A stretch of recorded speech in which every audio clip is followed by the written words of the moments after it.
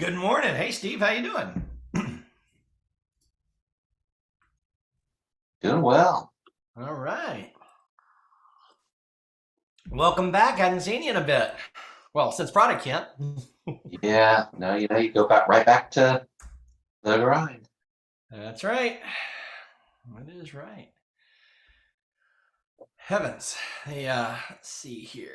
What do we got going on here? We are getting rolling here. So we've got so John Mansour will be with us today. Pretty excited about that. He had we had fun at Product Camp. John had 3 sessions that he was part of. All got voted onto the schedule, but we couldn't make it work so that we could actually get him in a room with all 3 sessions in a way that didn't conflict. That he had to be in 2 places at one time. So we said, okay, well, let's just bring him back to Product Coffee to do one. So thought that would work real well. Hi, James. Good morning. How are you? Doing well, Jason. Good, good. We'll get started with some introductions here in just a minute, let a few more people get on the line, but we have got a lot of really cool stuff coming up over the next few weeks. I will tease this, and I'll say it again once we kind of get everybody or get more people on the call and start getting closer into the main program. But we are kicking off next week. We got a whole new series that we're starting on product metrics and KPIs, calling it Making Metrics Matter. And we got 4 sessions, including our premium workshop that's coming up on, I've got the date wrong on that. Oops, I got to fix that. Well, maybe I won't show that. But we've got product roundtable next week on KPIs and kind of what people are doing, what you're doing, and how people are approaching KPIs right now. Then the week after that, we're going to have a session on what we ought to be doing and what's working really well for a lot of leaders. And then the week after that, we're going to be talking about aligning the entire business around your product metrics and how they impact and roll through the whole business. And then finally, after that, we will have a power metrics workshop to really go deep on building a metrics plan, on building a KPI plan, and rolling them into how you do business as a product manager to have maximum impact in your organization. So we're pretty excited about that. I will need to fix the card there before we get the right date on it before we get too deep into this, but we'll get there.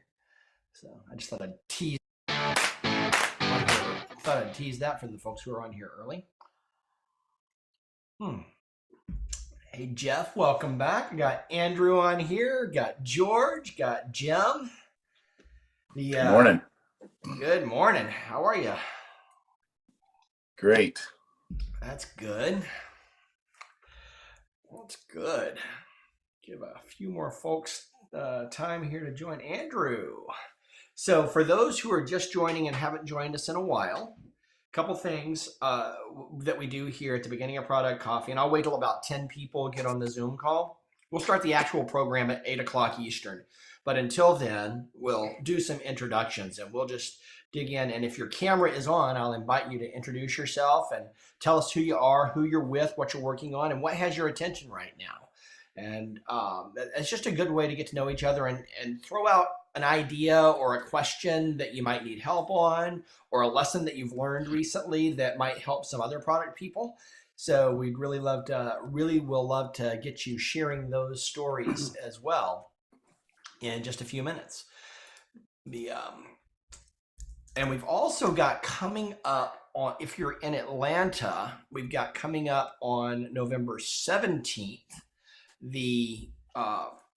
the next product camp, product camp, Product Coffee, and Product ATL are hosting a roundtable, a happy hour up in Alpharetta. So if you're in the Alpharetta area, this will be an easy one for you to get to. It's going to be at the Village Tavern up there in the Alpharetta area. Hope to see you. That makes me happy. Yeah, I know it does, right, Steve? I don't have to go anywhere. Yeah, exactly. Let's see. Although you have gotten me all the way downtown here recently, so kudos to you.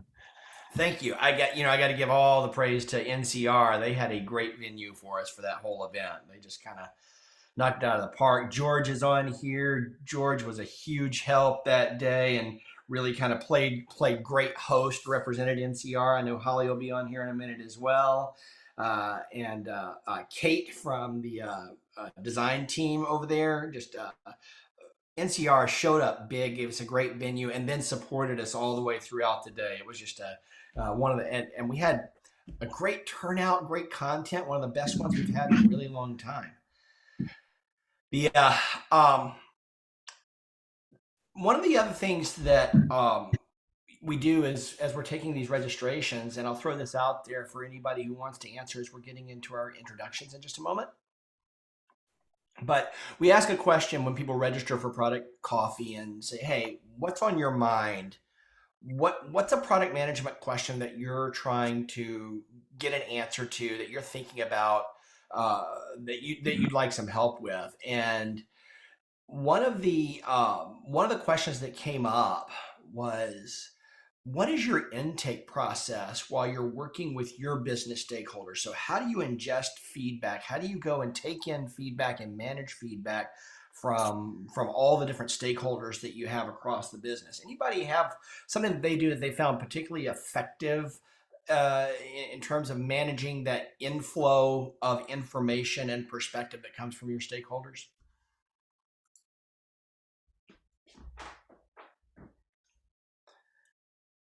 I know we just did a pretty big series on stakeholder management here over the last couple of months, and we got some really great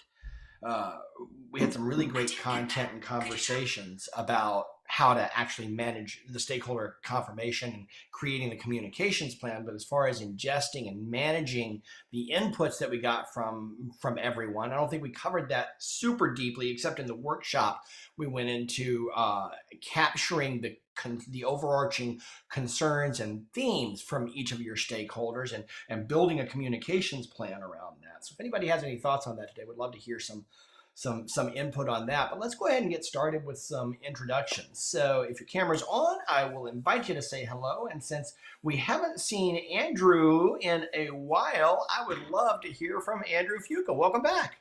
Hey everybody, I'm Andrew Fuqua. I live here in Dunwoody. I'm the SVP of products in a company called Connect All. And I think you wanted to know what was kind of on our mind. I think on my mind is an OEM deal, Forrester Wave, and a big new facelift on the product. So I got a lot. It's been a while since I worked on a Forrester Wave. Those get pretty intense pretty fast. So what wave are you working on? Value stream management. Value stream management? I'm not familiar with that one. That's cool. That sounds like a good one though. Very good. Who's the analyst on that? Chris Kondo. Don't know him. I assume him. Is that correct? Yeah, he does the yes. He also does. I don't know what else he does in addition to these two, but I also know he does like the agile and lean stuff as well. Very cool. Well, good luck with that. They are a chore, but they're exciting and fun when you kind of get to the end of that process and get the results, and you've done well and you've seen some growth in the business. Yep. And get those kind of comparative strengths and weaknesses. Great source of intelligence for the marketplace on the whole. So for those who are joining for the first time and haven't been here in a while, if you'll turn your camera on, I'd love to give you an opportunity to introduce yourself to everybody here, both in the Zoom chat as well as out there on YouTube or watching the live stream. But if your camera's on, I'll give you an opportunity to tell us who you are, who you're with, and what has your attention right now. That could be a win that you're celebrating, or it could be a question that you're trying to solve for, or just something that you're working on right now that's kind of interesting, like analyst, like working on analyst studies. And oh my goodness, we've got Ode Maras here. Ode calling in. I think you get the distance award. Ode, say hello. If I don't get it, I'm wondering where people are. Hi, my name is Ode Maras. I am what am I right now? I am the new head of product for a company called Table Check, located in Tokyo, Japan. So, wow, I even get the standing ovation. Yeah. Hi. Very happy to be here. I won't be able to make all of them, but I'm happy to be able to connect this one. My attention right now, so as I mentioned, it's brand new, and so I'm onboarding in this new organization, really trying to understand in more detail the culture of the company, the current struggles, pain points, and what my team expects me to help them on as a product lead. So it's very interesting right now. I'm having fun. Excellent. Well, congratulations. So glad you can join us. So happy to see you. Clearly, you made it safely to Tokyo. You're getting settled in, but super excited for you. Aude has been coming along with us on Product Coffee. She's done a lot of the video work that we have out on the YouTube channel. She's been a big part of our organizing and content team, and she's still plugged in, just a little bit more asynchronously now that she's on the other side of the planet. But we're thrilled to see you here. So thank you for all you've done. And let's jump over and say hello to Divya. Divya, good morning. Welcome back. Hi, good morning. So my name is Divya Ganchu, and I'm new here. I have recently moved from India to the States, and even now I'm still working with my employer in India. The name is Big Basket. They are a major e-com grocery seller in India. They're actually one of the few who have cracked the grocery e-commerce grocery business. So there I head the product team for last mile delivery operations and quick commerce. And right now I have two things which are going on. One is we are trying to productize our platform so that other companies can also use it. So we are trying to make it into like a SaaS-based service, and we are building. So my focus is to figure out solutions for mid-mile delivery problems, and that's an area which is new to me. So I'm trying to learn more about it. If you guys have any background or any information about it, please hit me up with that.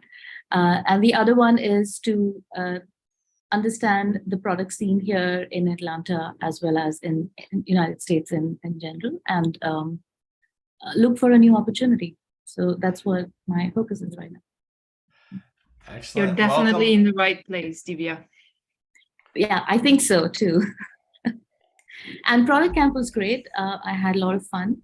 I heard a lot of you guys, and I met a lot of nice people. I think it was very, very nice. I had a very great time. So and so glad you came, and it's been so good to meet you and get to know you. And so to kind of sum that up, you are currently working on kind of a consumer level supply chain and logistics software product to take groceries, and you said the mid mile, so it's not even the last mile. It's from how do you describe the mid mile? So mid mile is from your warehouse to your last mile locations. So okay. So from one warehouse to another, rather, and last mile is, once the order is packed, then shipping it to the consumer. So very different problems, similar but different. You still have to think about vehicles, people, logistics, but different. They're different. Yeah. In fact, in some mid-mile, the scale is different. Mid-mile could be, you can sometimes, there's an argument it's simpler or it's more difficult. But yeah. Fewer destinations, but a lot more volume, a lot more content, a lot more product to move in and coordinate. Larger trucks, so more cost. Yeah. Which so you need to optimize for cost and volume, basically. Yep. Definitely. So that's great. Welcome back, and welcome back to the U.S. as well. You lived here several years back, and then you have been back in Bangalore, and you're back to the U.S. We're so happy to have you here in Atlanta. Thank you. That's fantastic. Yeah, and let's see here. So let's jump over and say, oh, by the way, just by show of virtual hands, I'm curious who all went to Product Summit online last weekend. Just throw your hand up if you were able to attend any of those sessions. I'm really just kind of curious. Uh, use the reactions panel there. And let's jump. Oh, hey, Matt Bettina's here. I know Matt was at Product Summit as well. Matt, why don't you say hello? We hadn't seen you in a little while. Welcome back. Yeah, hello. It's been busy season. Yeah, I did check out Product Summit online last week. It was pretty jam-packed morning of events. I got to see a little bit of road mapping from Janet Bastow. Aaron Kessler gave a great presentation on product trio and design thinking that plays well with our recent book club on continuous discovery habits. And there were a few other good sessions that I was able to check out. I was curious, is that neon sign in the background new? We're all dying to know. It's fairly new. I think I've had it for about a month now. Okay. I got it from a place called customneon.com, and Cool. it's actually LED. It doesn't have the real neon gas, which I kind of missed that flicker and buzz, but I like it. Thank you very much. I'm pretty excited about it. It looks great. And just adds a little bit more color to that brick wall back there. Cool. Yeah, and you had some great questions and interaction there at Product Summit. I know you were really diving into it. You're really all over the place. I see you show up on a lot of the global product management calls, the network that Felix Watson runs. I see you there quite a bit. We need to get you on here to lead a session or two at Product Coffee as well. And I've got a couple. Yeah, I like ideas. giving back when I can. I haven't been on the Thursday sessions in a while with Felix and Giants, but I'm hoping to join this Thursday. So we've had a couple conversations in the background on roadmap stuff, and we're going to do a series on roadmaps here next year as well. And I think I'd love to bring you into a panel on that as well, if nothing else. Sounds good. Yeah, you know what I did miss though? Product Camp Atlanta. Yes, you did. I still got FOMO about it, so I will get over it at some point. You should. Well, we'll get you. There's no excuse. There were planes that came to Atlanta. We have an airport. It's a thing. Yes, you do. This is true. Yeah, and just so a lot. No excuses. For those who are from outside of Atlanta, we are not. Product Coffee is not exclusively Atlanta, but we did start here in Atlanta and have spread out worldwide. We're glad to have everybody here. We did have in Atlanta back on October 15th. We had Product Camp Atlanta, which is a big unconference for product professionals. And we had a few of our regular Product Coffee folks even flew in to join us for that, and that was really exciting. We're already working on next year, and we're gonna give you lots of notice so that you can plan for it and save for it, and you won't want to miss the next one. So we will definitely look forward to updating you on that as well. Let's see. Let's jump over here and get an introduction from James Cook. James, welcome back. Yeah, good to see you again, Jason. Good to see the team, and kudos to the product camp this year. That was I had been a number of years ago, but nice to get back into the fold after COVID and all that. So yeah, I'm here in Atlanta, Swanee. I've been in Atlanta throughout my career, working with several different large technology companies, heading up different product groups. I work with a small data analytics company now that's headquartered in the San Francisco Bay Area. We do alternative data credit scoring for online lenders and do some different bank account validation type of services for folks for compliance purposes. And our big focus, it's that wonderful time of the year where we're planning for next year. And so the efforts are all around what, from the product perspective, what enhancements are needed, or more importantly, what net new products should we be investigating or discovering or trying to invest in for the coming year, et cetera. We're relatively small, so we're on a nice growth path. So I want to kind of keep the momentum going. So exciting times. Sounds like it. Yeah, absolutely. I was wanting to really pull up if I was just a little bit better of a self-producer, I would have hit up. It's the most wonderful time of the year. Well, I don't know about that, but yes. Christmas is coming soon too. We're getting there now. Costco and Home Depot would have you believe that it's already Christmas, but we got a few more weeks before we're in the true Christmas season. Let's see here. Let's say hello to our friend Jeff Meddy. Jeff, welcome back. Good morning. Yes, I'm glad to be back in the morning sessions. So Jeff Meddy, I'm here in Atlanta and work at Method with Jason. And let's see what has my attention right now. That's a good question. I'm actually focused really on events and things like that right now. We're planning a bunch of stuff for Method and in coordination with Product Coffee and that. And so we've got a couple of events coming up. We've got one, actually, we're going to be hosting another one of the lunches in Atlanta.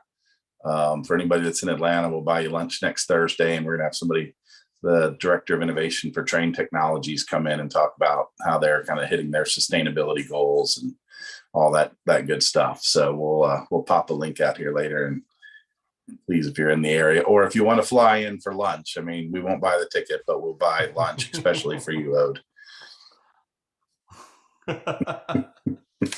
Absolutely. Quick pop in, a quick little commute, right? Yeah, exactly. Just come in for lunch. And that's going to be at the Method office in Dunwoody, right, Jeff? Correct. I'll post a link to the event sign up in the chat. So you guys have it. If you're on the Product Coffee mailing list, we'll get a link out to that, because that'll be a hybrid event. So you can join us in person and get lunch, or you can join online and get the content anyway, right, Jeff? Or is that correct? In person only? Okay, that's in person. Nope. That is hybrid. Yeah, you can sign up for either one. So we'll get that link out to everybody this week so that you can. Great, cool. And if you're watching this later, we'll have an email as well. So there we go. Cool. Let's see. We've got joining a couple of folks. We've got one person joining us for the first time, and that is Libby from Sofia. And welcome, Libby. And Kelly Jones is back with us with her new email address. So glad to see you here, Kelly. Good morning. And for those who are joining us for the first time and are new to Product Coffee or haven't been here in a little while, if your camera's on, we'll invite you to introduce yourself and let us know what has your attention right now. If your camera's not on, we'll leave you alone and won't put you on the spot. Or we'll try to get to everybody. And I want to jump over real quick and get an introduction from my good friend Steve Youngblood, who hadn't been with us in a while. Steve, say hi. Hey, everybody. Interesting that Jeff just put up the link to the decarbonization presentation next week. What has my attention right now, by the way, I'm the head of product at a startup that I co-founded called Fuel Trust. And basically, we are helping shipping companies and fuel suppliers track their fuel globally. But one of the big key efforts there is to make sure that they're meeting the regulatory requirements for the EU, the US, Japan, Singapore, and other shipping areas around the globe, making sure that they're reducing their pollution. So we've built the world's first digital petrochemist that's basically analyzing fuel, making sure we know, can you combine this fuel with that fuel? If you combine this fuel with that fuel and put it in that tank on that ship that takes this route that goes to that port, what are potentially your problems going to be? Could you seize in the Suez Canal? But could you also be not meeting the requirements of the various regulatory agencies out there? So we're doing carbon baseline analyses on people's fuel back for a number of years for reporting purposes. And I'm working on something right now called carbon RT, or real time, where you'll know before you even take the voyage what your pollutants will be, not just CO2, but all types of other contaminants, and what you ought to do before you even buy the fuel from that supplier, from that tank and that port, and take that voyage. So that's something that's on my mind right now. I've written the PRD. We're ready to break it up into pieces and put it to development for creation for the first quarter of next year. I'm also working on something called EBDN. So bunker delivery notes are documents that suppliers basically swap back and forth with a shipper as they're loading the fuel onto a ship. Savannah, Miami, Singapore, it doesn't matter where, anywhere in the world. Today, it's all paper-based. And what that leads to is fuel contamination that people don't know about, or perhaps fraud, more so getting the wrong fuel at the wrong time. and people can't do things real time. So I'm working on something called an EBDN. Sounds easy, but you can't easily take an iPad out and swap fuel and read a mass flow meter with something that could potentially cause a spark. So there's all kinds of requirements on the hardware. You might actually be out at a berth at sea, 10 miles offshore. So when the ships are going like this and the tug's trying to push it onto the ship, you have to accommodate things that are unexpected. And so I'm actually meeting with, going to see the Florida-South Carolina game a week from Saturday. But while I'm in Jacksonville, I'm actually meeting with people there, my hometown, by the way, meeting with people there that can help us give us some additional feedback before we go to final plan to build. And also meeting with some suppliers over in New Orleans and Houston over the next week. So that's really got my mind. New product. I think for a lot of folks know here, I've been in the startup game for 35 years. And you might have a flop, so you got to prepare for something that's pretty good. Instead of MVP, it's hopefully, what did we hear at the conference? Just good enough. And so I'm working on a just good enough for these two products, and it's pretty exciting. I like to build. So if you guys end up hearing what I've talked about, I'm going to go to the decarbonization presentation next week. That'll be exciting to talk with the train folks. Of course, it's not fuel; it's a different type of decarbonization. But I do have a piece of train equipment out here on the side of my house. So it'll be great to hear from them.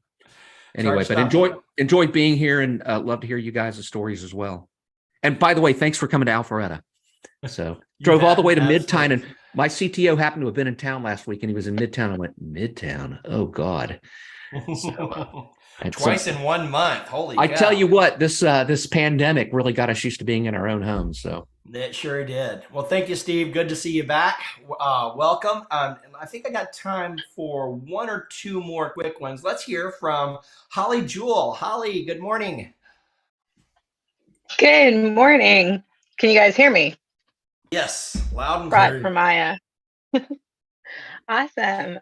It's early. I haven't drank the coffee yet, so it's all good. What has my attention this morning? So many things. Right now, thinking about locations for product coffee happy hours that Steve is unable to get to, so he can't. No, I'm just kidding. It's gonna out you, Steve. Say so he can't pour beer on me. Just a lot going on, right? So I've been thinking as we, talk about things in this forum and what topics are top of mind for so many of us, the themes that we're all seeing, right? So it's a top time of year, I think, where a lot of us are completely absorbed. I know we were talking about the Forrester stuff, right? So a lot of us get really sucked into metric cycles and things. At how do we perform for the year, not just us and our staff, right, our teams, but our products, and how did they perform, and did they deliver on the commitments that we made to our leadership team this year? Yes, Allison, exactly. It's a reflection season of so many types, right? I think that's what's top of mind for me, is thinking about what are the right things to be thinking about when we think about that, and is our leadership thinking about the right things? Because no offense to any of us, including myself in leadership roles, but sometimes we may not be. Right? We might be so focused on one detail that we're missing others, or we're trying to use the wrong data to track the right thing. And I think that's the big one that's top of mind for me right now, is what is the right data to track a thing, and what's the best way to identify that? Sorry, rants in the deep. That's a big one. I think that really leads into the series that we're going to start next week on metrics and KPIs. Perfect. So, yeah. So that's a really timely question. I think we'll be going really deep on that over the next month or so. But in the meantime, if anybody's got any great thoughts and perspective on that, please reach out, connect with Holly, let us know. We're actually going to be putting together some panel discussions on that topic. And if you've got some strong thoughts on that, would love to hear from you and connect you into that series. So nice one. Yeah. We've got time for one more before we switch gears. Let's see, who have we not heard from yet? I don't think I can get to everybody, but let's say hi to Allison. I like being camera positive, but I was like, no, he's not going to pick me this morning.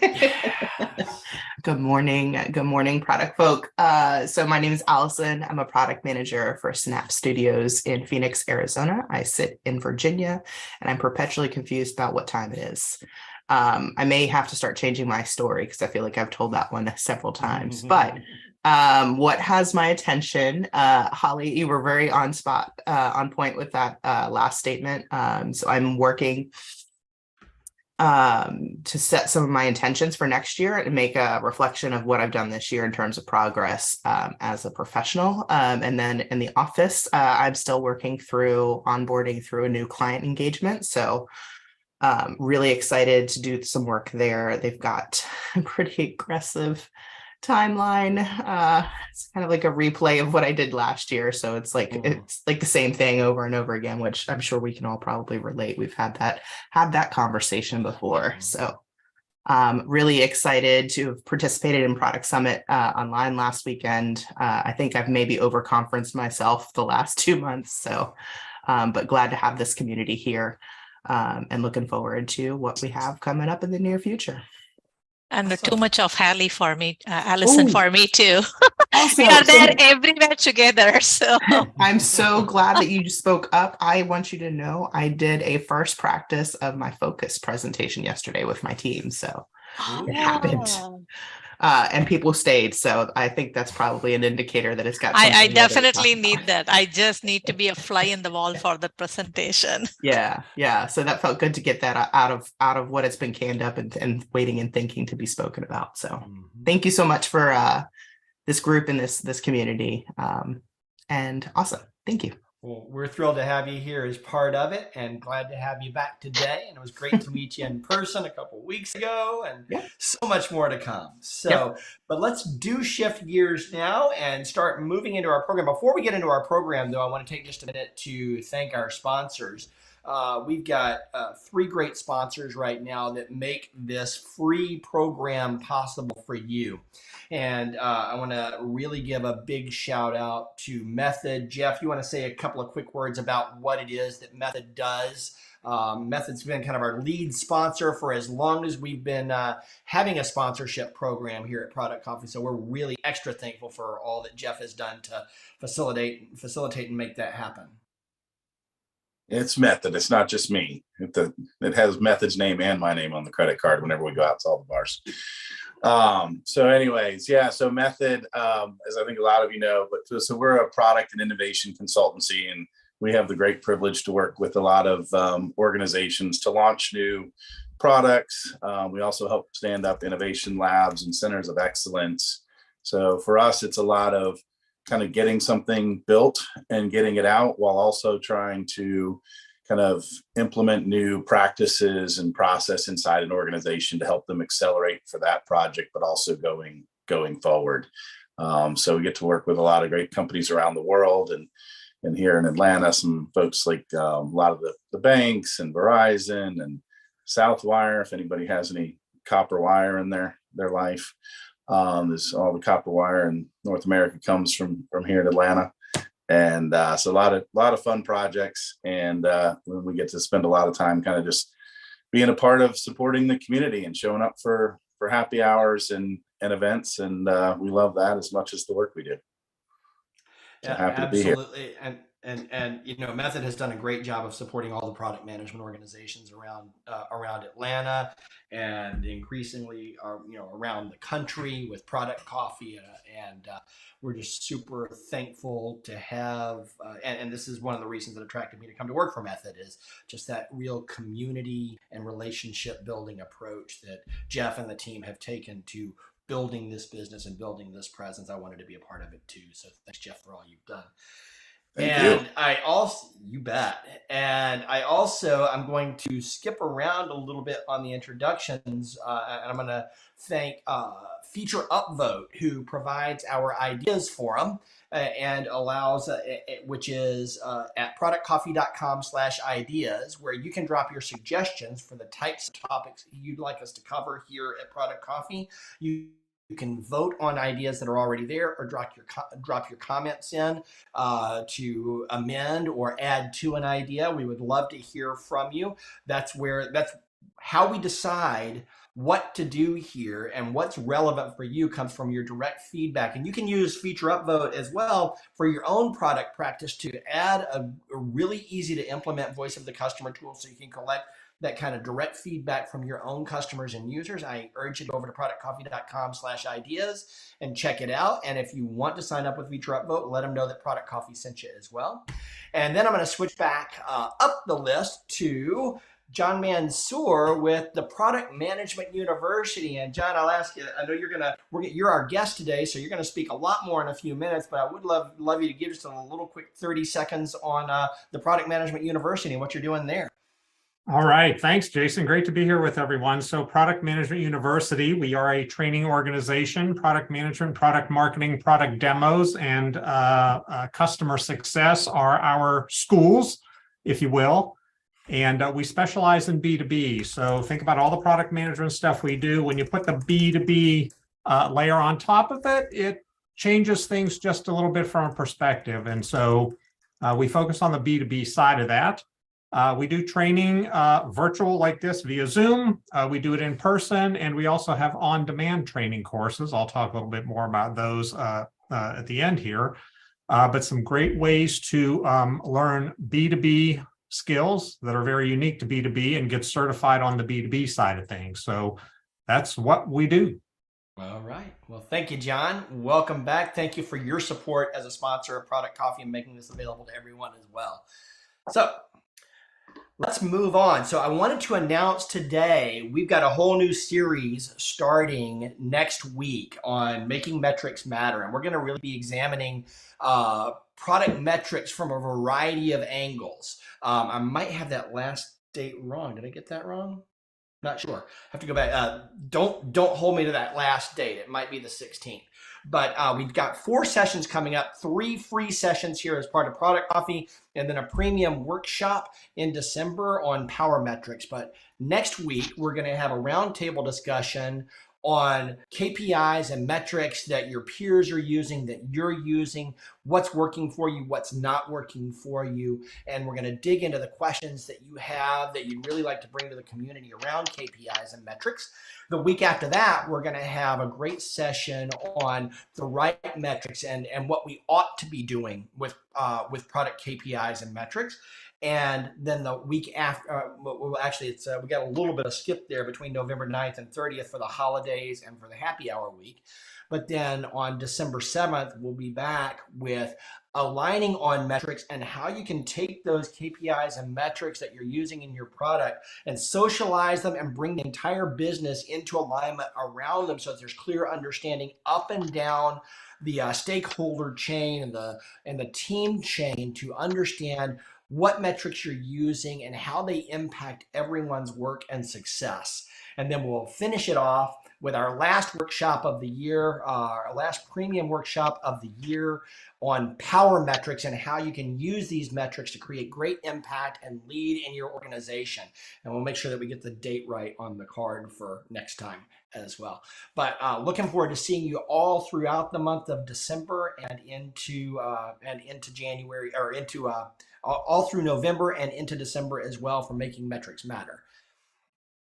Today, though, or next week, as I said, we're going to get back to we're going to have a roundtable discussion on by the numbers, and we're going to talk about what you're doing with KPIs and metrics today, what's working for you and what's not working for you. But today we're going to get back over here to John in just a moment. John, as you know, is the president of the Product Management University, and he's going to be sharing with us why customer success is your new BFF. And there's an interesting story behind this session. John came to Product Camp here in Atlanta a few weeks ago and was part of 3 different sessions. And we couldn't get the schedule, even though all 3 of John's sessions were voted in, we couldn't get the schedule to work out to where he could actually be on stage for all 3 sessions without having to be in 2 different rooms at the same time. So we decided to bring John in for this session on Product Coffee and are thrilled that you could make time to do that for us today, John. But we're going to be talking a lot about how product management can work and gain value from stronger relationships with the customer success team. Before we hand it over to John fully, I want to direct you over to productcoffee.com/now, where you can find out more about this event, more about John and the Product Management University, as well as get some links to LinkedIn and Twitter. And you can connect to a really important resource, and that's this notes document, which you can also get to by going to productcoffee.com/notes. And I'd like everybody to do that right now. Jump over into productcoffee.com/notes and join us in this live Google Doc. And what we do there is, as we're going through today's session, if you have a question or a thought or a key takeaway, take notes in this community document. You can put a star on it and save it in your own Google Drive, so that you can come back to it in the future, and we'll link any additional books and resources that come up through the course of today's discussion. So you've got a communal notes document that really makes this session live forever, and you get a better record of it than you would get if you're just taking notes on your own. We believe in community at Product Coffee, and one of the ways you can contribute is by jumping into this notes document and helping capture the ideas that you walk away from this session with. So having said all of that, I am going to hand the mic over to my good friend, John Mansour, and let you take it away with why customer success should be your new BFF. John, welcome back and thank you. Take it away. Thank you. Great to be here with everyone. All right, let's share my screen and see if our technology is working. All right, can everyone see my PowerPoint?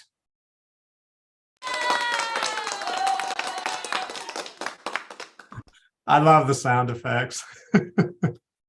Awesome. It wasn't effects. That was just what I did, John. You know, I really Holly, sound like that. Holly, I have to say, I'm a little disappointed in your energy level today. So a couple of weeks ago at Product Camp, it's, I don't know, 7:45 in the morning. I'm not awake yet. And Holly is bouncing around. I'm thinking she's probably already down to 6-pack of Monster energy drink or something. I'm like, what did you have for breakfast? I want some of that. She goes, I haven't even had my first cup of coffee. I'm like, how do you do that? The meth is baked in. All right, so here we're going to talk about customer success and how that role is changing and why it's going to become more valuable to product management. So here's our agenda for the day, right? COVID made me do it. That's my story, and I'm sticking to it. We'll look at customer success sort of before and after, and then I'll end with the end game for product management and how this all rolls back in and how I think it's going to be incredibly helpful to what we do as product managers. So that's the agenda for the day. And what I want to try to do is I'm going to try to get through the content reasonably fast here, because obviously the value in having these groups is the discussion that follows. So I want to allow a lot of time for discussion here. So onward we go. All right, so many of you know Lisa Crimes, who I have known literally since the early 2000s and the early days of tag product management in Atlanta. And so I'm going to say somewhere around maybe 2016 or 17, Lisa took a role as the chief customer experience officer for a company she was working for. And she goes, John, there's a whole lot of overlap. And Lisa had been leading product management teams for years. She said, there's a whole lot of overlap between product management and customer success in terms of what we do and how we interact with customers. So we have a little chat about this. I'm like, there really is something to this. Okay. So then fast forward to like 2018 or 19, one of my clients that I had done training, literally product management, I trained product marketing. I even did some sales and demo training. The head senior vice president of customer success comes to me. She said, John, a lot of these, she phrased it as value skills. A lot of these value skills you've been teaching everybody else around the organization would be really, really helpful to my customer success team. So being the product manager I am, I said, tell me why. She said, and this was a pretty unique situation. She said, my team, and she had literally about 60 customer success managers, and they had just changed their name from account management to customer success. She said, the market segment that my team is focused on, she said, that market is saturated. There's very little new business to be had. So we're at the end of the runway. So she said, the revenue that my company is going to get from this market segment is going to come through renewals and add-on products, which is my team. She said, so we are not at all equipped to start dealing with customers in a manner that is, what I'll call more strategic. She said, the other thing we have going on is CEO initiative. She said, my CEO is on the bandwagon about making sure customers get measurable value from our products. Like, how do they quantify the value they get from our products? She said, and we're just not equipped to go figure that out. And, you know, as it comes renewal time, you know, we got to beg and plead and get customers to renewal. And she said, you know, we're probably going to be raising our fees over the next couple of years. And so that's going to make it even more imperative that customers understand the value they get from our products, right? So this was actually sort of a fun ordeal. So I trained her customer success team on, you know, what I'll call is the upstream part of product management, which is discovery, customer discovery as we know it, and then help them put together a plan for the customer. So the fun part was, after I trained the team, I got to do about a half a dozen ride-alongs with customer success managers who are now doing strategic planning meetings with customers. And that was really, really interesting because, you know, it's like you're rolling a new process out and there's always a few kinks to iron out. And probably the most interesting thing to me as my client is doing, you know, strategic planning meetings with customers, and we had to tweak the agenda as the bottom line here. It was, you know, they would open the meeting up and ask customers to talk about some of their strategic priorities for the year, so on and so forth. And customers, like a good fair number of them, were getting kind of defensive when you said strategic priorities. What we figured out was a lot of them didn't really formalize their process for how they did strategy, and they were getting defensive because they're like, we don't really have strategic priorities, or we don't know what those are, or we don't know what you're looking for, right? So we kind of tweaked the agenda to just ask them, like, what's on your A list, you know, what are you doing, what's important for the next year? And they were talking fairly high level. So we're talking VP and higher for the most part. So we tweaked the agenda, and then it really took off from there. And then customers really started to go like, wow, we never really thought about doing strategy like this. It's, you know, gives us a good structure to think about what our own priorities are, so on and so forth, right? So it was really interesting to just sort of see that go from, you know, a concept of we need to do stuff differently to actually see the beginnings of the implementation of it. Okay, so this is like 2018, maybe 2019, right? So then all of a sudden COVID hits us, 2020, and the training business here pretty well dried up, or at least the, you know, in-person training business that we were accustomed to doing. So, you know, lucky me, one of my old cronies from years ago, before I even got into product management, I was a demo guy. So sales engineer, solution consultant, I'm doing demos. That was my first job at a software company. So one of my old sales cronies from years ago calls me up. He goes, hey, John, we lost our pre-sales person. Can you come pinch hit for us for a while? Sure. And here's the irony of the situation. So the platform that they were selling was a strategic account planning, literally for account management and customer success teams. Okay, so in the course of my, you know, I'm in a you know, fractional solution sales engineer role. Over the coming months in that role, I probably did 60 to 75 discovery calls and demos with heads of account management and customer success teams. And the story was very, very consistent in terms of, and COVID kind of brought this about, right? So everyone's pipelines for new business, or most of them, dried up when COVID hit. Unless you had a product that all of a sudden the need for whatever you did spiked, which happened to be the case for this client that I'm now doing demos for. So all of a sudden their pipeline goes crazy because everyone's like, oh my gosh, you know, new accounts have dried up. We better start paying more attention to our customers and figure out how to nurture these customers along, because, you know, otherwise we're not going to get any revenue.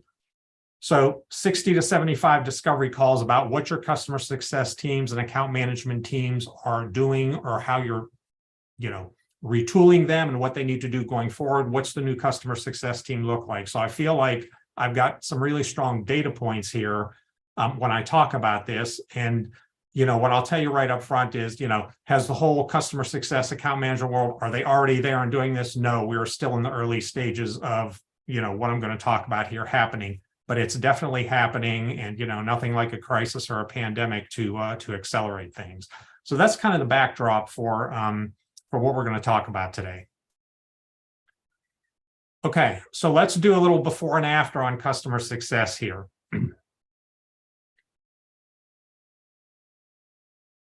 All right. So when I talk about customer success in a lot of companies these days, it includes the customer onboarding function as well as what we used to know as account management. So I want to focus on the part that is the account nurturing side of customer success for purposes of today's discussion.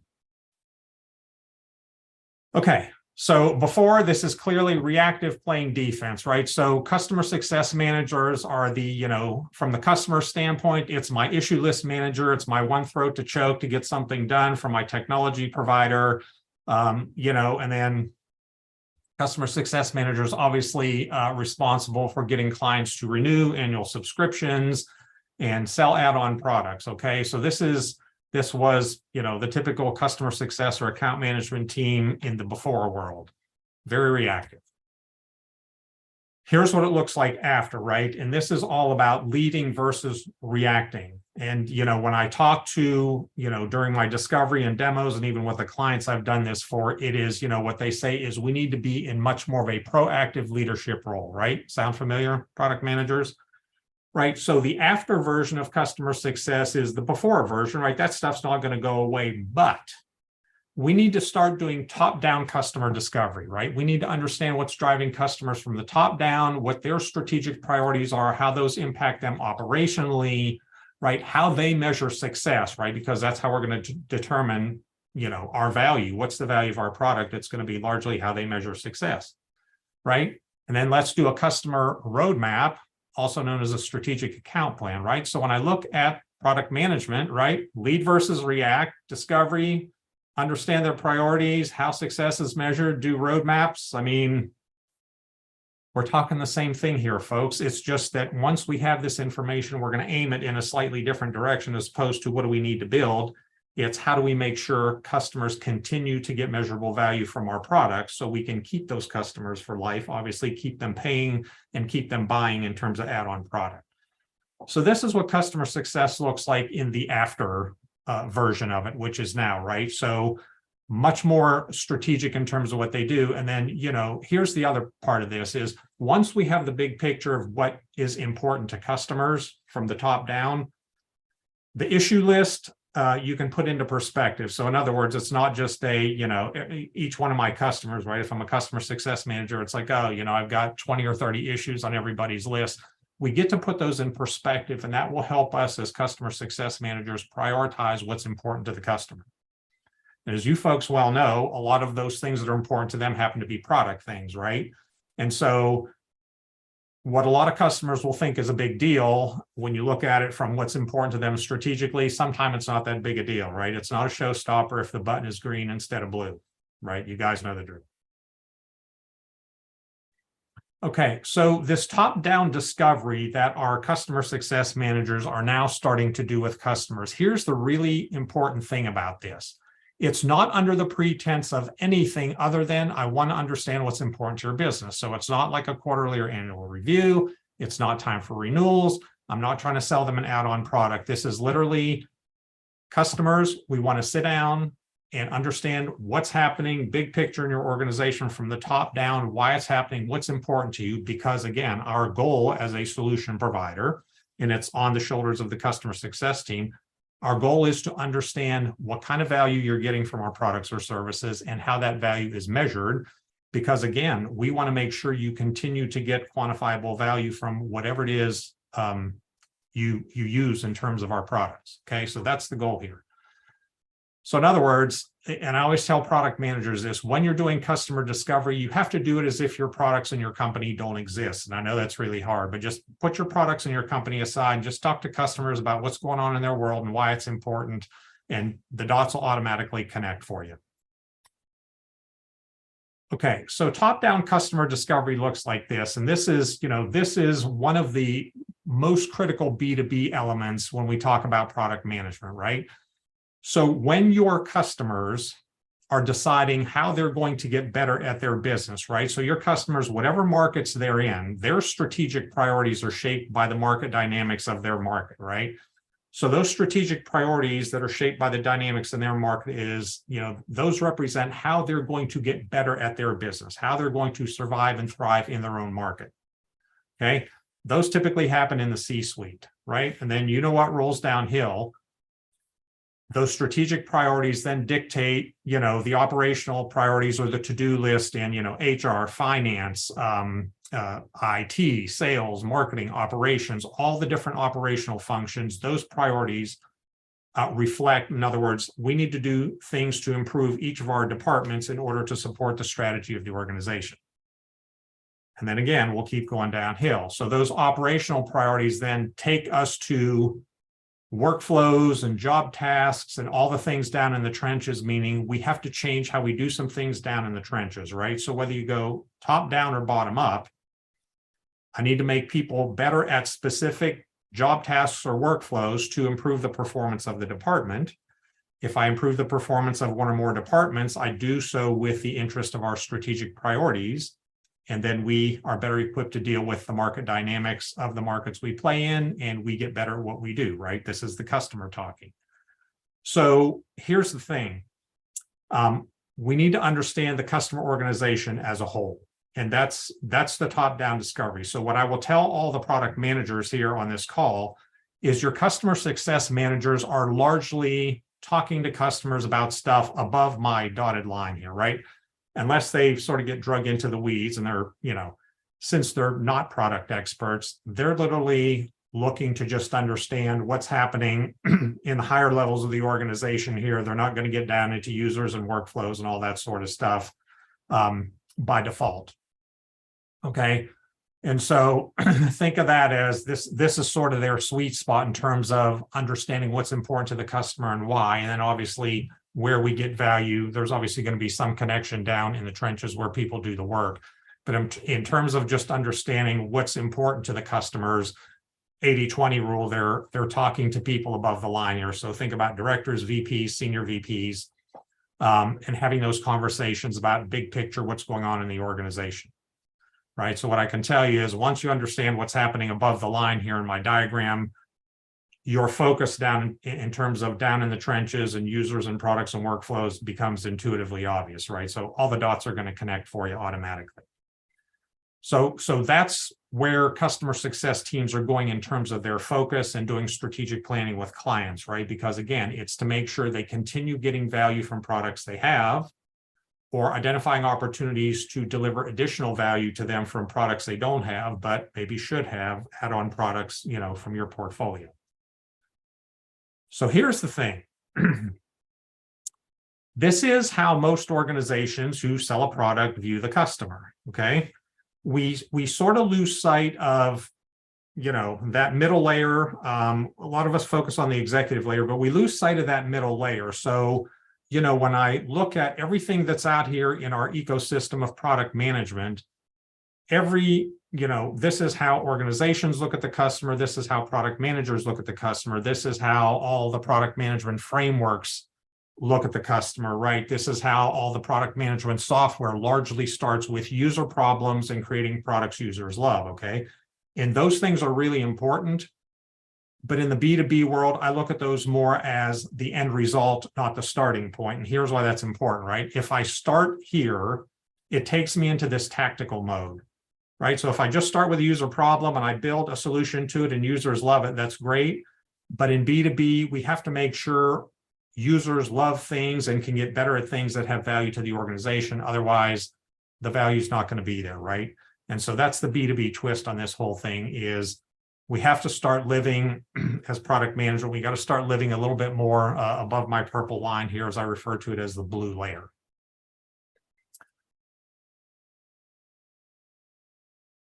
All right, so I'm going to take that org chart and I'm going to rotate it left 90 degrees and put this into a workflow since we are all workflow-minded people here. All right, so for every customer strategic priority, there are multiple operational priorities. And for every operational priority, there are multiple tactical priorities, okay? So one to many, and again, we're obviously this is going to lead us into areas of the customer where our products have some relevance.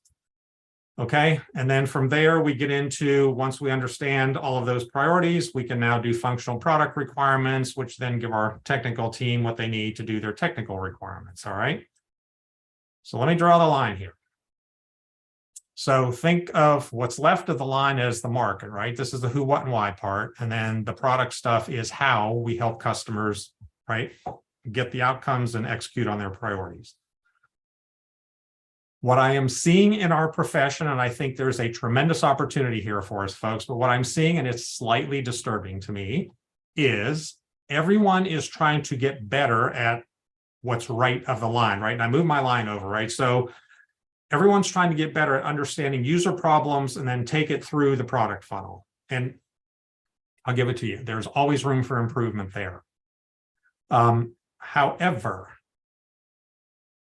I look at the software out there. I look at all the frameworks out there. Ooh, somebody's dog growling. Anyway, I look at the software out there. I look at the frameworks out there. Can we mute? Yep, I got it. Thank you. All right. When I look at all the stuff out there in our product management ecosystem, and again, 80-20 rule, it feels like no one's trying to get better at the stuff that's left of the line here. Maybe someone's disagreeing with me. So I think Holly's cat keeps stepping on the keyboard and unmuting her. Live shows. There we go. So anyway, it's like, all right, so I feel like I'm trying to stretch product management back across this line, right? Because again, you know, when I started this company 21 years ago, and my mission is still the same, it's to put product managers in a position to lead the company's product charter, right? And so if we're going to be entrenched in the driver's seat, products are the lifeblood of the company. If we're going to be entrenched in the driver's seat, we have to know the markets better than everybody else, right? Because whether you're sales or marketing or customer success, everybody has a narrow slice of the market. We've got to see the whole thing. And the more knowledgeable we are on the big picture of the market, the stronger the position we are in to lead the company, number one. And number two, our products are going to be much more valuable, right? Because if we're just starting with user problems and solving them, our risk of missing the real value mark goes up in terms of, you know, what's valued to the company further up the food chain. And what I can tell you from my experience is the greater the clarity of the who, what, and why part, the easier the execution on the how part, okay? And so again, I see a lot of product management teams struggle with everything on the right. And if you look under the covers as to why those struggles happen, it's largely because there's not enough clarity on the who, what, and why part, okay? And so I think a lot of these agile frameworks have done things to try to compensate for the lack of clarity on the left part of my diagram here. And again, I think if you do really good on the left, pick any agile framework or whatever framework you want to build the product out, they'll all work for you depending on the circumstances. So again, it's imperative if we're going to deliver measurable value to the market that the who, what, and why be done with much greater clarity. Like I said, I think the hardest thing for all of us product people is to talk to customers about what's important to them with the mindset of like our products and our company don't exist, right? Because once we're in that mindset, we sort of subconsciously lead the witness to a conversation we want to have about our product, and we might miss something really important. Okay, so as it relates to product management and customer success, I look at those two functions as bookends in the value continuum here. And the reason is when I look at the customer discovery and what we're doing, I mean, we should be doing the exact same things, right? Product managers, product management teams should be understanding in the B2B world, which is where we specialize, right? We should be understanding what's driving our customers from the top down, and what things they need to get better at to become better at whatever their business is, right? We need to understand that to decide, you know, what's the direction for our products, and we need to make sure we're delivering guaranteed value that has strategic implications to the customer. Okay, there's no difference in what customer success teams are doing. It's just that their charter is to make sure customers get value from products they already have, and or identify opportunities to bring additional value to them with products they don't have that they might want to have. Okay, the beneficiaries obviously are everybody in the middle. Okay, so if we understand what we're going to help customers accomplish, why it's important to them strategically and tactically, okay, why they can't get there, then we can build what we need, or we can figure out how to make sure customers are getting those outcomes from products they already have, right? And then product marketing has the story, sales has a clear target for what they're going to build. Sales knows how to tell the story. We onboard customers to get those outcomes, right? So that's why, product management and customer success, they're all the way on the back end, we're all the way on the front end, but those conversations we're having with customers literally are no different, right? It's just that what we do with those conversations then becomes different. So this is why I think we need to put our two heads together, because between product management and customer success, I think this is where we get the full picture of the customers in the market, which is going to put us in a much stronger position to lead. Okay. So this is where we got to keep that loop going, and the essence of let's make customer success our best friend, especially where your customer success teams have gone from playing defense and being the laundry list managers to, doing more strategic account planning with customers, and getting to the measurable value part of the equation here. Okay. So here's the end game for product management, right? Because I always got to come back to product management. Here's how this is going to help us, okay? So whether we're taking the lead, customer success is taking the lead, we're putting both of our heads together, however we get there, here's the end game for product management. So I'll give you a little before and after here as well. So here's a sample dialogue, right? What's on your roadmap? So for those of you who were at Product Camp a couple of weeks ago in my roadmap session, this will be a little bit of a repeat for you. But I've changed it up a little bit here. So in the before world, someone says, what's on your roadmap? Right? And this is before we do top-down discovery, okay? So what's on your roadmap? And what I talk about here is, to me, this is more inside-out product management because of how we're doing it. So again, most product management teams start with, let's look at the strategic and financial goals of our company, and then let's come up with a plan. Okay, so here's the thing. If I have, 5 product managers who all come up with a plan for how we're going to advance our own strategic and financial goals, then I have 5 versions of a good plan. Okay, now, unless you guys have an endless barrel of resources, we can't execute 5 good plans, right? So this is where we start getting into which one's more important, and we have competing priorities and so on and so forth, okay? Which is what a lot of us are living today. And this is where we don't want to go. All right. And so again, these tend to be competing tactical priorities because each of us are doing things in our own silo relative to our own products. And for most of you in the B2B space, if you look across your portfolio, all of your products are serving the same markets and the same customers, right? So we should be taking a holistic look at the customers. Okay. So I'll give you the after version here as soon as I finish my before. Okay. So let's say you are the product manager for a payroll product. Kelly Jones, if you're still here, this will probably ring true to you, okay? So before we do top-down discovery, we're looking at how to solve problems with, capturing time, approving time, the wage and tax calculations, compliance issues, so on and so forth, okay? Now, again, those might be real problems, but, right, here's our roadmap. It is a, in this, release or in this quarter or in this month, here are the features we're going to deliver, okay? So again, your story here is, I'm going to solve these problems and here are these features. Now, you might know in your head what the real value of those are to the customer organization, but when you present your roadmap like this, it's like, okay, tell me if that's good or not. Okay, so unless your customers are having a big problem with a wage or a tax calculation or some compliance issue, you might not really understand the importance of these things. Let's go to the after version. Okay, so now we're doing top-down customer discovery. Okay, same question. What's on your roadmap? So here's how we approach it in the after version. Okay, we always start with the strategic goals of our customers. Again, you're doing this across a market if you're product management. And then we look at how those strategic goals are dictating their operational priorities. And then we look at why they can't execute on those operational priorities, right? Obstacles. Now we can say, all right, when we as product managers take a holistic view of the customer, and since all of our products target the same customers, let's adopt one view of the customers and figure out collectively, and this is where I think product managers should collaborate more with each other.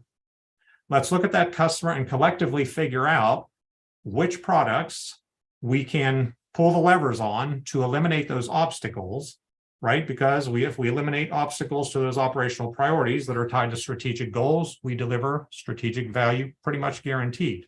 Still got to build the product, still got to get usability right. But again, we're drawing the target here. And then the last part of this is, okay, which of those things that has value to the customer align with our strategic goals, right? So we're looking for the twofer. So there might be things that have tremendous value to our company, but not that much value to the customer. Or there might be things that are really valuable to the customer that don't necessarily support our strategic goals. So we keep going down the list until we get a match, okay? And those are the things that, again, we should all move forward with collectively as a product team. So here's what that looks like, right? What's on your roadmap? Over the next 12 months, our primary focus is on organizations with a lot of hourly workers. And what they are trying to do is they need to address their staffing deficiencies so they can raise their revenue ceiling. Okay, so what's happening right now is a lot of companies, their revenue is limited because they ain't got no people. Okay, they can't build it, they can't ship it, they can't deliver it, they can't serve customers, they can't do a lot of things, right? Think about manufacturers, retail, hospitality. Their revenue is limited because they don't have enough people to, run the business. Okay, so our primary focus is, it's the WHO, organizations with a lot of hourly workers, address their staffing deficiencies to boost their revenue. That's the strategic element. I'll decompose as I go along here. One of the things they can do to differentiate themselves and become a more attractive employer is offer daily paychecks to hourly workers. So this is a real thing. A lot of organizations are experimenting with this for their hourly workers, right? So in order to poach from somebody else because the workforce isn't getting bigger, let's offer hourly paychecks and see if we can get more people to come to work for us. So the product company, our top priority, if I'm the payroll manager, notice this is not a product thing. Our top priority is to reduce the amount of people time required to run an error-free payroll so that it's feasible to do it every day. So if you think about it, companies run payroll every 2 weeks. However much time it takes to get that done every 2 weeks is not a big deal if you're doing it every 2 weeks, but it's a huge deal if you're doing it every day, not feasible, right? So we need to make it streamlined enough to make it feasible every day so that we can attract hourly workers and raise our revenue ceiling, right back up the chain. Customer success metrics, right? So the two primary ones we're looking for are the people hours required to run payroll and the percentage of paychecks that have errors. Now, go back here. There's our target. The value target has been drawn, okay? So again, this is in my organizational diagram, it's the purple and the blue layer. Let's come down. All right, so the steps that require the most people effort and result in the most errors are collecting and approving time, calculating taxes, verifying everything is correct, and here's why they are a problem, right? So I'm now bringing this down into the workflow job task, right, where our products live. Notice how I got there. So a sample roadmap in the after version here isn't feature-based, it's based on a workflow or a job task, okay? So if I look at in the next, several sprints, next release, our focus will be on reducing the effort required to collect and approve time, okay? You get a sample epic here, and again, there's a little bit different twist here, right? I wanna, whoever the role is, right? I want to collect and approve time so everyone gets paid correctly without requiring the workers or the managers to record and approve their time. So this is a scenario where if the managers or the hourly workers are required to do something, people don't always do what they should. We're doing this every day. It's not going to be feasible, right? And then we end with the features and the stories. Now, I almost wasn't going to show this slide because my worry is everyone will latch on to the epic here and forget about everything else I said before this. And what I want you to do is think about how I got to this epic. And I also want you to look at something here in my epic that you won't see in any Agile book or any Agile framework. And it's the part that comes after this without. So I want to do this thing. I want this outcome, but I don't want to have to do these things that inhibit my ability to get that outcome. Okay. And so to me, this is where product usability starts because we have to understand it's back to those obstacles. why is it so hard to collect and improve time and create a correct paycheck? And it's because if people have to do something, they don't always do what they're supposed to do, so on and so forth. Anyway, all right. And then the last part of this is, here's what it will bring back to us. So these are our financial and strategic goals. Okay, so it's the emphasis in this example here, which is what's on your roadmap. The emphasis is on the value context. And when people ask you what's on your roadmap, what I have found out is what they really want to know is, tell me what we're going to do that is valuable to customers and tell me why it's valuable to them. The features are nothing more than the proof points to, yeah, we're going to do something. Okay, again, 80-20. So again, between product management and customer success, we got to cover the whole customer organization by hook or by crook to make sure that product management is delivering value. In other words, making users better at their job in ways that have strategic value to the organization. And customer success managers have to have that same information to figure out how to make sure customers are getting measurable value from stuff they already have. Okay, because that's what's going to keep them paying.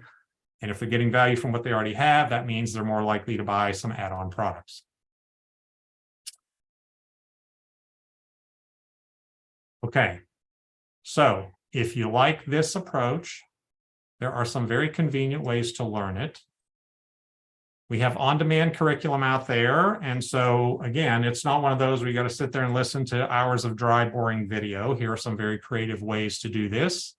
For those of you who always wanted to be a product management instructor, we supply the content and the course stuff. All you have to do is lead and facilitate with your team. The lessons, the templates, all the content is out there. Some of our customers have done this in a book club format where it's like they'll do 1 or 2 lessons every week, come every Friday to the book club, talk about what we learned, how we're going to use it. Other customers have done it as a team building effort. So somebody different on the team gets to lead the charge every week around whatever topics we learned in the on-demand training, right? So this is taking it a little bit at a time as opposed to sitting in a classroom for 2 or 3 days or however much time you got to take away from work to do that. Or you just want to train yourself, you can do it wherever and whenever you please with an internet connection.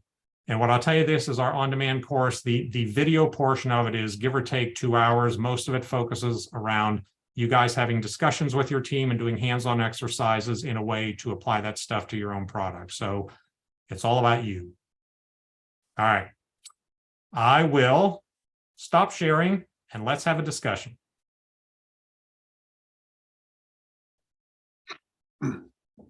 Hey, John, this is James Cook.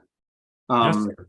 So have been looking at some of this for our organization as well. And I guess we're small, so we don't have like an account management team right now. The salespeople are wearing a couple of hats. And so we're trying to get some customer success focus. I guess for larger existing organizations, it seems like there's a pretty dramatic skill set shift from traditional account management to this customer success strategic account management in terms of folks being Yes. comfortable talking about this level of stuff. So how are you finding that with organizations? Like, it feels like they'd have to swap out their teams. You know, I don't think they have to swap out their teams. I think the most important skill that they need to learn, and it comes, much easier to some people than others, is how to facilitate a business discussion where products are not involved. Okay. And it's, again, it's actually a very simple discussion because, again, I've done 1 million of these over my career as a trainer, as a product manager, and literally you're sitting down with a group of customers. And again, because they're your customers, they come into it sort of tainted with product. And so there's a little bit of work to keep them out of the product discussion, but we're not here to talk about anything product related. We just want to understand, what are your top priorities? Why are they important to the business? What's happening in your market? How is that changing what you do? What's important to you? What's on your A list? Throw 1 or 2 of those questions out and the discussion will literally govern itself. Okay. And so as I watched a few customer success managers sort of get their feet wet doing this, it's amazing to see how quickly the transformation takes place once they see that they don't have to know a whole lot of anything to just throw a few questions out there and listen. What they need to know is how to ask the next question. Right. And is that can it be done in 30 minutes? Is it an hour? The meetings that they are customers. scheduling with their customers are typically an hour. Yeah. Yeah. And again, you know, for salespeople, obviously salespeople are sort of, you know, much more coin operated than the rest of us. And so keeping them out of the leading the witness questions, looking for a deal is going to be the challenge with salespeople who are wearing that account management hat. Yeah. Yeah.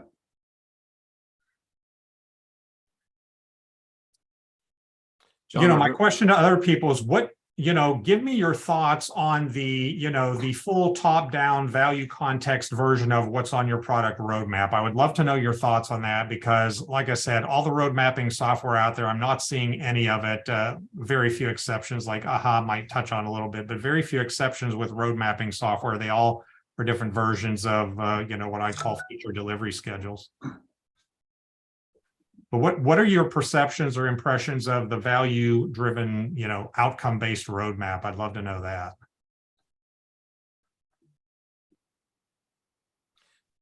John, I think I shared with you in the session, I was in your road mapping session, and I shared with you a case where I was at a company that we actually did more outcome-focused roadmaps initially, and then as we grew, we sort of started receiving pressure from customers, larger customers, and VCs to focus more on feature-based roadmaps because, again, coin-operated, right?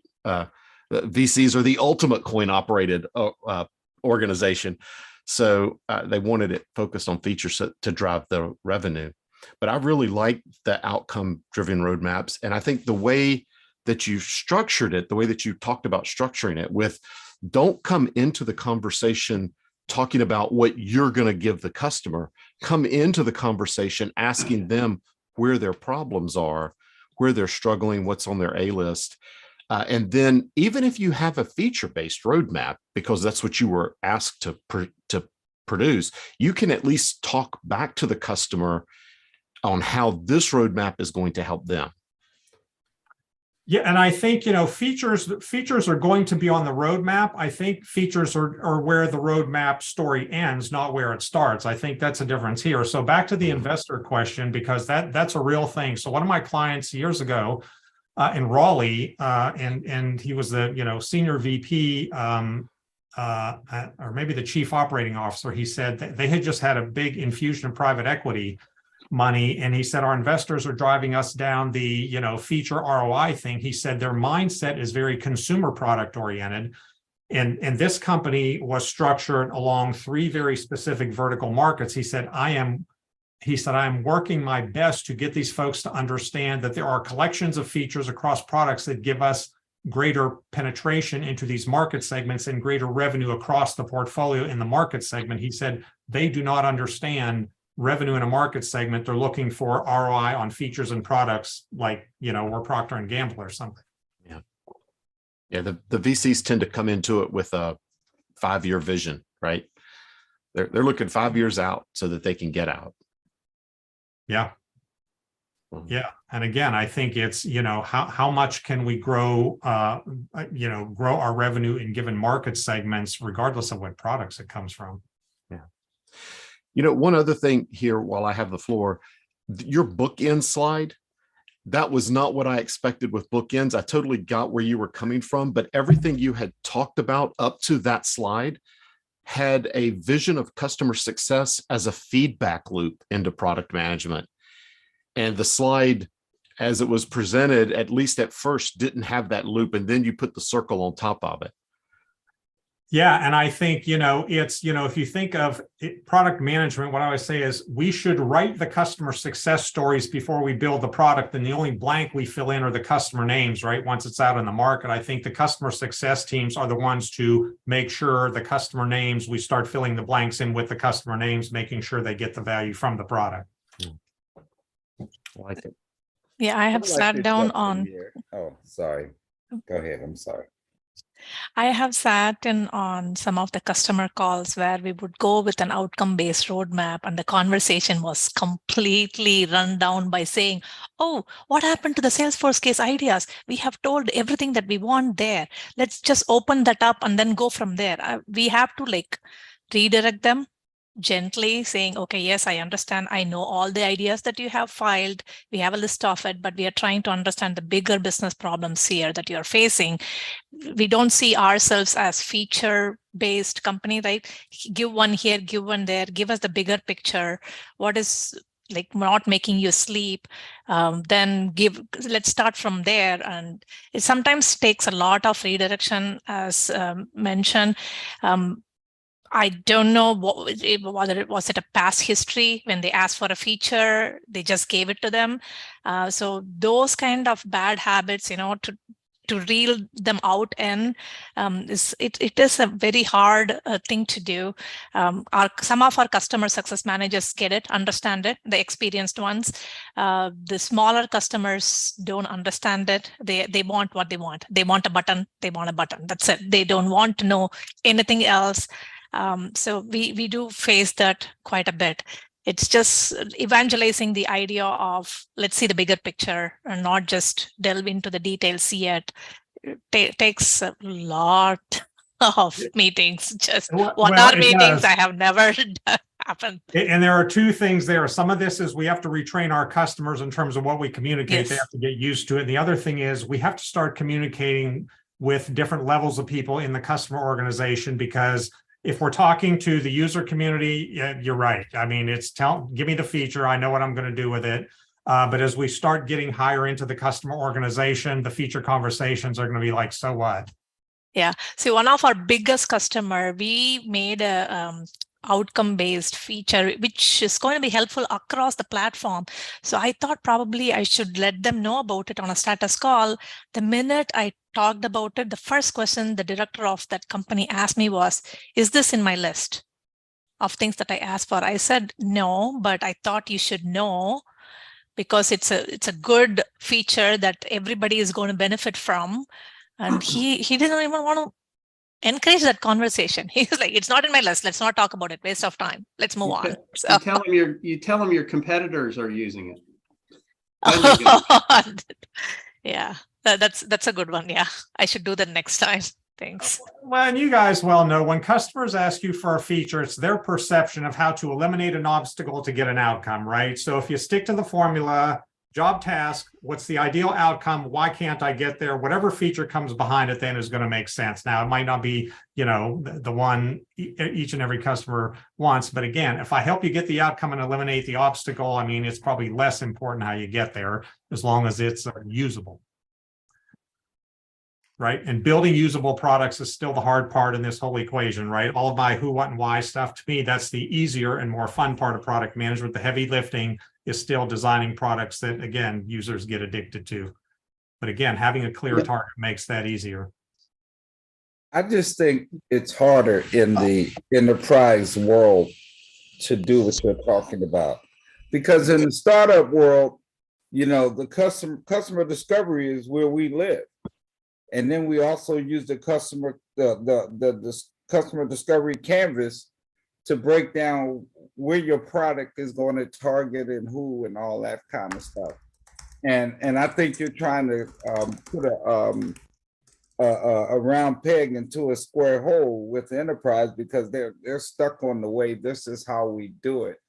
But they need to understand that when you, by the time you, like, for instance, we have a customer discovery canvas that we go through every week in our meetings, because we want to touch on every part of the customer that we're targeting, because we haven't launched yet. But because we've done that, we haven't even found a new invention inside of what we're doing, and we've applied for a provisional patent. And I think it's going to take a mindset change for enterprise to get understanding of customer discovery.